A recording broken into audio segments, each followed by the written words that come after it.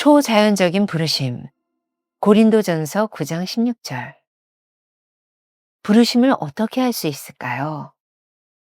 하나님께서 우리를 부르시는 손길은 초자연적입니다. 인간의 합리적 이성과 판단을 초월합니다.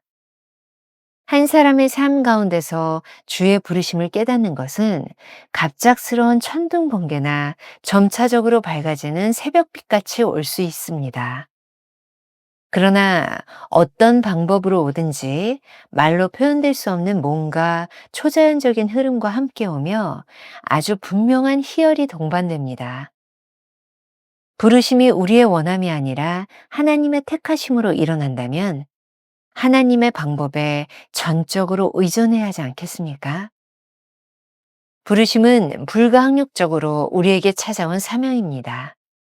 부득불. 하나님의 부르심은 우리를 강권적으로 이끌어 가시거나 우리의 자유의지를 무시하는 것이 아닙니다. 택함 받는 것은 하나님의 영역이요. 그 부르심에 대한 응답은 우리 자유의지의 문제입니다. 구원받은 사람에게 가장 큰 은혜는 합당하게 쓰임받는 것이요. 가장 큰 형벌은 쓰임받지 못하는 것입니다. 그러므로 구원받은 이에게 자유의지를 어떻게 활용할 것인가는 의미 있는 삶을 향한 중요한 문제입니다. 이 사실을 알고 있는 바울에게 복음을 전하라는 부르심은 부득불할 일일 수밖에 없습니다. 사도 바울 개인에 관한 일이 아니라 하나님의 일이기 때문입니다. 만일 사람이 하나님의 부르심을 받았다면 역경이 와도 문제가 되지 않습니다. 사역을 위한 모든 수고는 결국 하나님의 목적을 드러낼 것입니다. 초자연적인 일에 어떻게 자유의지를 사용하느냐에 따라서 하나님의 목적을 드러낼 수도 있고 부르심을 외면해 버림받는 화를 당할 수도 있습니다. 우리가 부르심에 순종할 때 하나님과 조화로운 삶을 살아갈 수 있음을 명심하십시오. 김병선 목사의 매일 만나 365, 오늘은 9월 29일 초자연적인 부르심이라는 제목으로 말씀을 나누겠습니다. 첫 번째 주제, 부르심을 어떻게 알 수 있는가? 오늘과 내일 묵상은 부르심을 주제로 합니다. 오늘은 하나님의 부르심이 인간의 생각과 다르다는 것, 내일은 우리를 부르시는 목적이 찢겨진 빵과 부어지는 포도주로 삼으시기 위함임을 묵상하게 될 것입니다. 부르심이란 무엇일까요? 하나님께서 우리를 부르시는 손길은 초자연적입니다. 초자연적이란 인간의 합리적 이성과 판단을 초월하는 부르심이라는 의미입니다. 만일 우리가 부르심에 대하여 모든 것을 알 수 있다면 그것이 진정한 부르심인지 의심해 보아야 합니다. 챔버스는 하나님의 부르심을 이렇게 설명하고 있습니다. 한 사람의 삶 가운데서 주의 부르심을 깨닫는 것은 갑작스러운 천둥 번개나 점차적으로 밝아지는 새벽 빛같이 올 수 있습니다. 그러나 어떤 방법으로 오든지 말로 표현될 수 없는 뭔가 초자연적인 흐름과 함께 오며 아주 분명한 희열이 동반됩니다. 부르심의 이러한 특징은 주님은 나의 최고봉 묵상에 자주 등장하는 요한복음 15장 16절 내가 너희를 택하여 세웠나니 라는 구절과 관계가 있습니다. 부르심이 우리가 원해서가 아니라 하나님의 택하심으로 일어나는 일이라면 하나님의 방법에 전적으로 의존해야 하는 것이 아니겠습니까? 비전, 그 신비로운 빛과 북소리라는 책에서 부르심에 대해 다음과 같이 설명하고 있습니다. 우리가 개인적으로 특별히 부르심을 받았는지 받지 못했는지를 정확하게 확인할 수 있는 물리적인 방법은 없다. 부르심에 대한 유일한 확증은 하나님을 믿는 믿음을 통해서 얻어진다. 오직 당신의 마음속에 거하는 성령만이 부르심을 확증해 주신다. 성경은 하나님이 어리석은 사람, 약한 사람, 멸시받는 사람 등 부정적 자질의 사람들을 부르셨다는 사실을 알려준다. 모세가 부르심을 받았을 때는 80세 늙은 목자였다. 다윗이 부르심을 받았을 때는 양치는 어린 소년이었고 요셉은 노예였으며 다니엘은 포로였다. 우리는 하나님께서 중요한 인물들을 부르실 때는 부정적인 측면까지도 사용하신다는 사실을 보여주는 많은 예들을 발견한다. 챔버스는 계속해서 부르심과 구원 혹은 성화가 서로 다르다는 것을 강조합니다. 우리가 거룩하기 때문에 복음을 선포하도록 택함받은 것이 아니라 부르심은 불가항력적으로 우리들에게 찾아오는 소명입니다. 우리가 기억해야 될 한 줄 노트. 부르심이 하나님께로부터 왔다면 우리를 사용하시는 방법 역시 온전히 하나님의 주권에 속합니다. 부르심에는 순종만이 답입니다. 두 번째 주제, 부득불. 이러한 부르심에 대해 사도 바울은 이렇게 고백하고 있죠. 고린도전서 9장 16절. 내가 부득불할 일임이라. 만일 복음을 전하지 아니하면 내게 화가 있을 것이로다. 이 부르심은 불가항력적으로 사도 바울에게 임했습니다. 사도 바울이 원했던 것이 아니죠. 여기에서 우리가 구별해야 하는 것이 있습니다. 하나님께서 우리를 부르셨다는 것이 강권적으로 이끌어 가시거나 우리의 자유의지를 무시하는 것이 아닙니다. 택함 받는 것은 하나님의 영역이요. 그 부르심에 대한 응답은 우리 자유의지의 문제입니다. 그렇다면 부득불이라는 말이 자유의지에 반하는 것은 아닐까요? 그렇지 않습니다.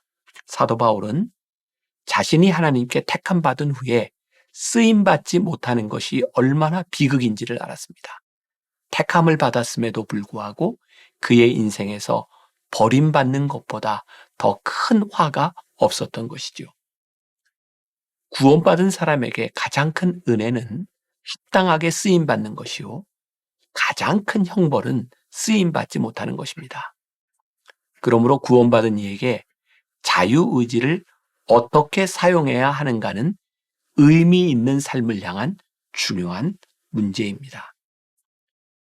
이러한 사실을 알고 있는 사도 바울에게 복음을 전하라는 부르심은 부득불 할 일일 수밖에 없습니다. 사도 바울 개인과 관련된 일이 아니라 하나님의 일이기 때문입니다. 챔버스는 말합니다. 만일 사람이 하나님의 부르심을 받았다면 역경이 와도 문제가 되지 않습니다. 사역을 위한 모든 수고는 결국 하나님의 목적을 드러낼 것입니다. 초자연적인 부르심에 대해 어떻게 자유의지를 사용하느냐에 따라서 하나님의 목적을 드러낼 수도 있고 부르심을 외면해 버림받는 화를 당할 수도 있습니다. 우리가 부르심에 순종할 때 하나님과 조화로운 삶을 살아갈 수 있음을 알아야 합니다. 디트리 보네포 목사님은 나를 따르라에서 이렇게 말하고 있습니다.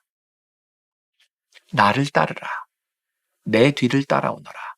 이것이 전부다. 그분의 뒤를 따르는 것, 그것은 아예 내용이 없는 일이다. 그것은 실현이 중요해 보이는 인생 계획도 아니고 추구해야 할 목표나 이상도 아니다. 또한 그것은 인간이 무언가를 걸거나 자기 자신을 걸어야 할 보람이 있다고 생각하는 대의도 아니다. 그렇다면 여기서 일어난 일은 무엇인가? 부름받은 자는 특별히 값진 일을 하기 위해서가 아니라 그저 부르심 때문에 자기의 모든 것을 버린다. 그렇지 않으면 예수의 뒤를 따라갈 수 없기 때문이다. 이 복종 자체는 최소한의 가치도 부여받지 못한다. 그것 자체는 완전히 무의미한 것, 중요하지 않은 것으로 머문다. 그러므로 나를 따르라는 부르심은 오직 예수 그리스도에만 매이는 것, 부르시는 분의 은혜를 통해 모든 율법을 깨뜨리는 것이기도 하다. 이 부르심은 은혜로운 부르심이자 은혜로운 명령이다. 그것은 율법과 복음의 적대 관계를 초월하는 부르심이다. 그리스도께서는 부르시고 제자는 뒤를 따른다. 그것은 은혜와 명령이 하나가 된 부르심이다. 우리가 기억해야 될 한 줄 노트. 택함을 받은 자들에게 복음을 전하는 일은 절대로 피할 수 없는 사명입니다. 오늘 하루 이런 질문을 가지고 살아봅시다. 당신의 삶에 부득불하지 않으면 안 되는 일이 있습니까? 그렇다면 그것은 당신에게 분명한 사명이 있다는 증거입니다. 기도하겠습니다. 하나님이 우리를 어떻게 부르시는지, 왜 부르셨는지, 왜 나를 택하셨는지 우리가 설명할 수 없을 때가 많이 있습니다. 우리들에게 중요한 것은 하나님이 우리를 부르셨을 때에 우리들이 순종하며 따라갈 것인지, 우리가 그것을 거부할 것인지, 그 자유의지가 우리들에게 달려있다는 것입니다. 하나님께서 우리를 부르신 그 영광에 우리가 참여하기를 소원합니다. 하나님의 부르심의 그 영광을 통하여 하나님의 목적이, 하나님의 계획이 나를 통하여 이루어지기를 소원합니다. 오늘 우리의 삶 가운데 부득불하지 않으면 안 되는 우리의 가슴을 뜨겁게 하는 열정이 솟아나게 하여 주옵시고, 오늘 부르심에 합당한 주님을 따르는 순종의 역사가 우리 가운데 있게 하여 주옵소서. 예수님의 이름으로 기도합니다. 아멘. 부르심이 하나님께로부터 왔다면 우리를 사용하시는 방법 역시 온전히 하나님의 주권에 속합니다. 부르심에는 순종만이 답입니다. 택함을 받은 자들에게 복음을 전하는 일은 절대로 피할 수 없는 사명입니다. 당신의 삶에 부득불하지 않으면 안 되는 일이 있습니까? 그렇다면 그것은 당신에게 분명한 사명이 있다는 뜻입니다.